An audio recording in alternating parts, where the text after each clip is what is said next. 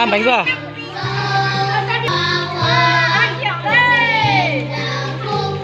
Nó sinh nhật của tụi mình tuôn dài đó một chi hiểm này nữa tụi phải nó đó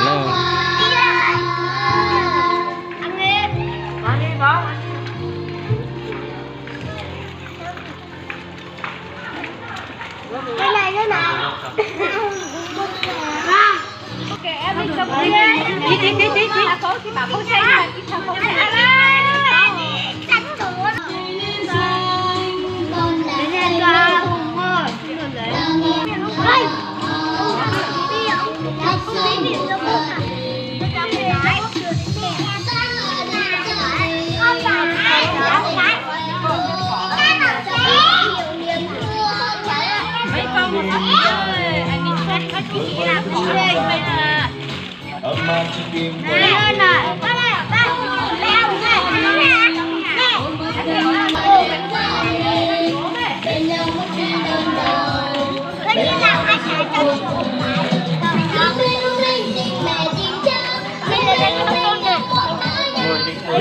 Lấy của ông đó.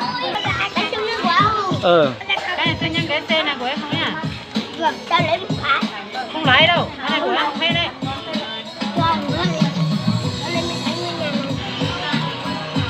Từ nào, từ vào cái này nào. ta cỡ Ông người không gần chưa? Thổi ấy. Ông thổi đi. Ra.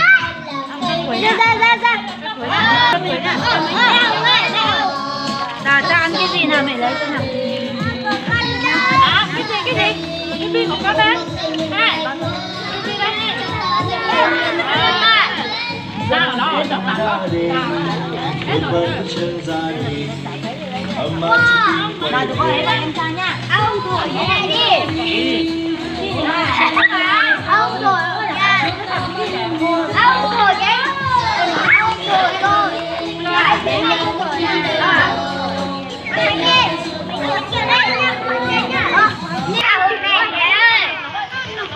Bố bảo là cầm lấy Ôi sao không bận nhạc thế?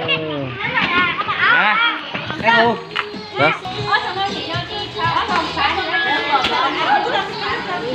làm coi lên.